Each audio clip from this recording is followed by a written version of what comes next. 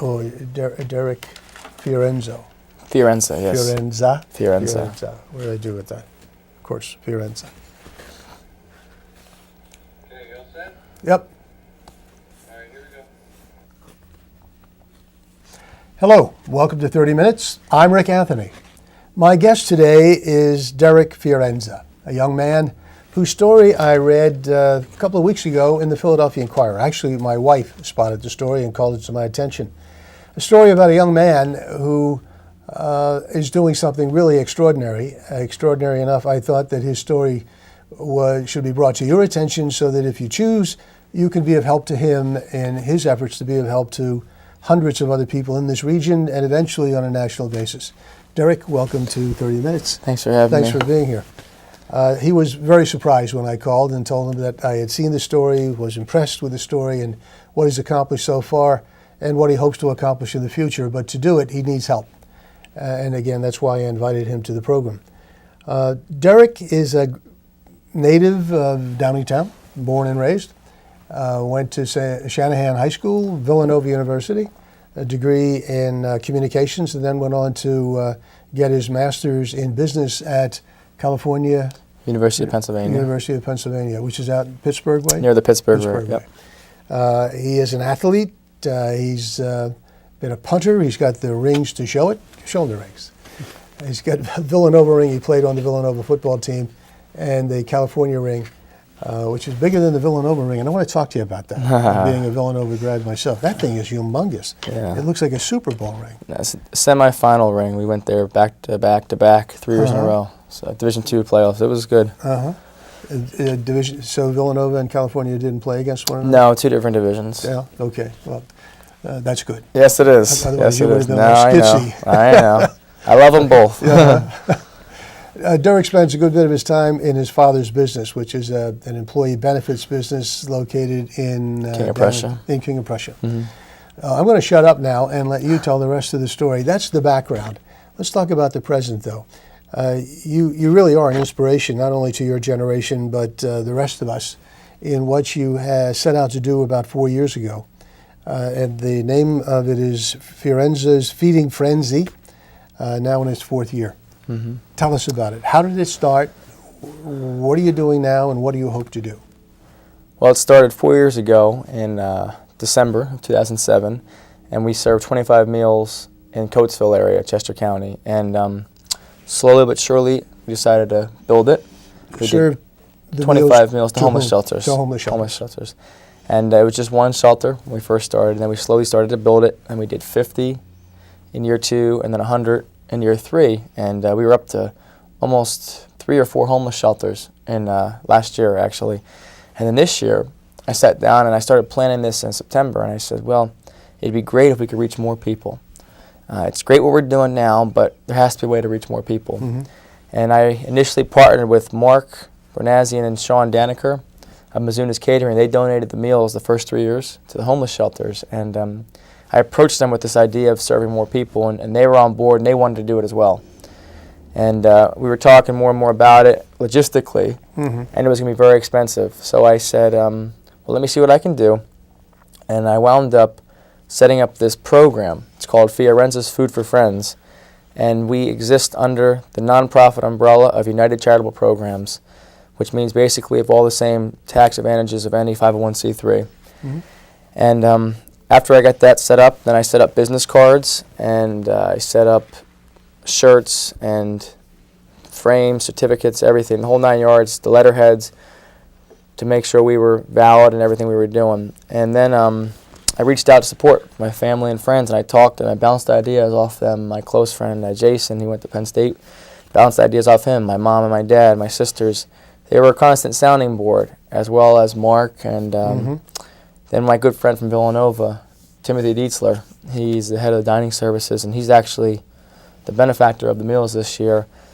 He was tremendous. We've been friends since my undergraduate days. I finished up in '08, and Tim's always been there for me. He's been very supportive. We worked on a project together when I was there as an undergrad student. And when I came to him with this idea, I believe it was in October, mm-hmm. I said, Tim, I have this really good idea. I'm just not sure how feasible or plausible it is. It's pretty ambitious. What do you think? and just kind of throw this idea off you. I want to serve upwards of 1,000 people this year in different homeless shelters around at least the Philadelphia region, and then we'll see. Well, I said, Derek, Villanova does get involved in different charities. Let me see what I can do, and I'll get back to you.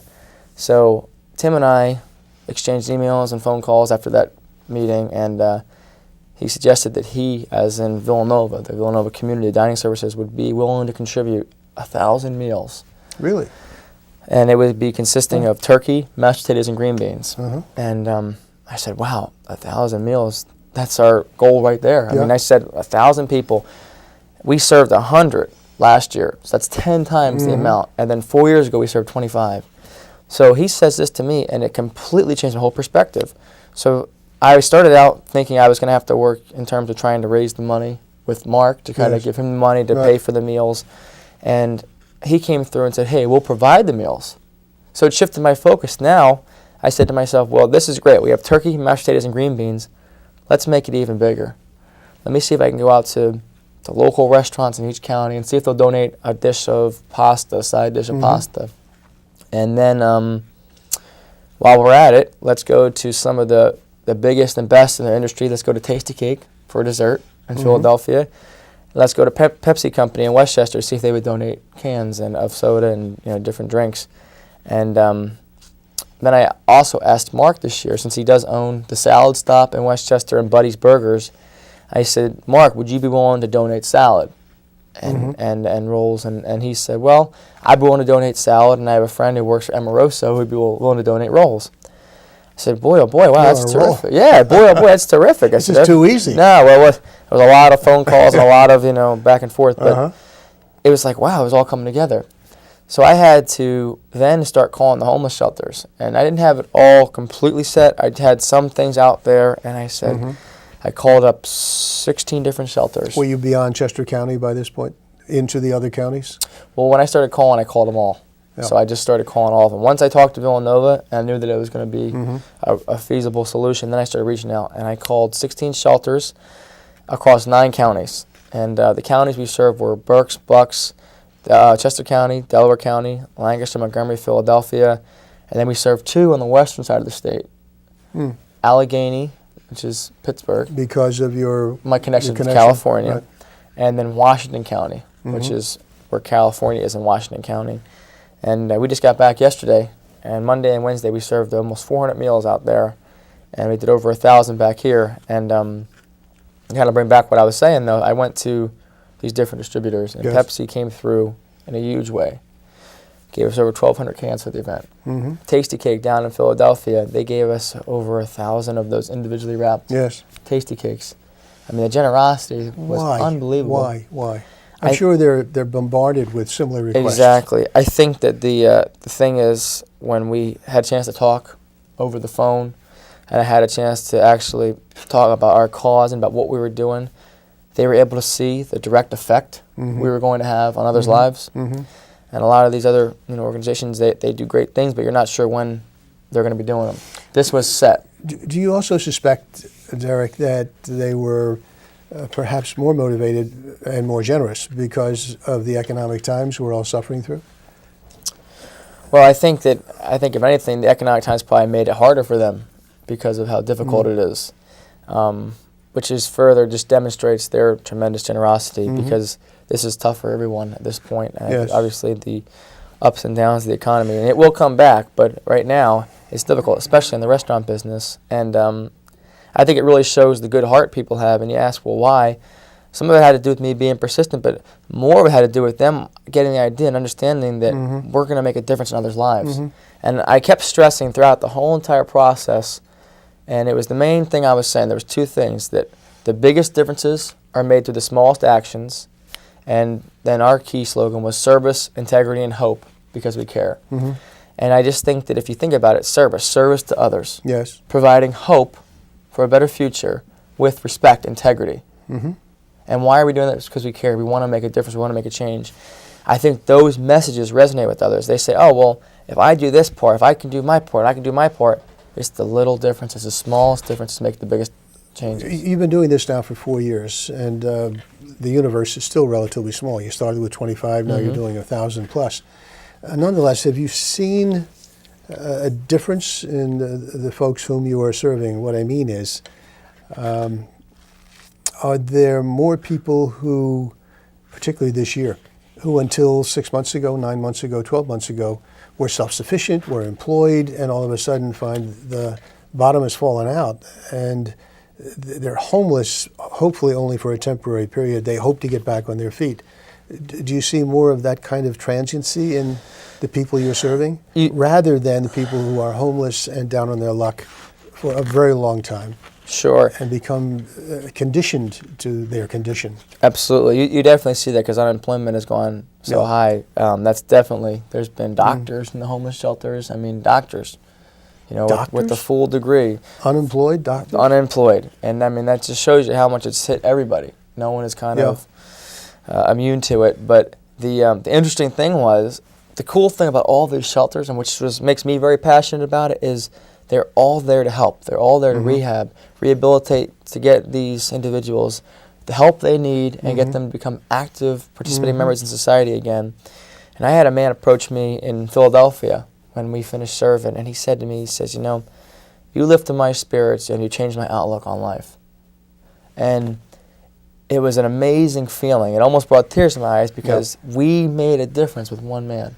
Now, whether we didn't change anything else for anybody else, one person came away from that and said, you lifted my spirits. You gave me a new outlook on life.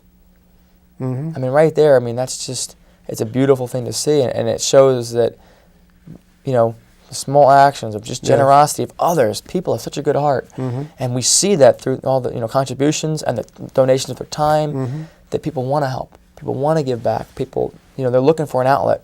The support, amount of volunteers that reached out, and God bless every single one of you that did. I appreciate it. We want to get you involved in the future. We had so many people that wanted to become part of this. How do you recruit volunteers? Well, the article in the paper helped. We had a lot of individuals contacting us. Oh, that's great. We had, they emailed me or called me, and I tried to get in touch with every single one of them. The event was so last minute and tight, but we're going to do another one in July, and hopefully again next Christmas, and eventually move to 4 times a year.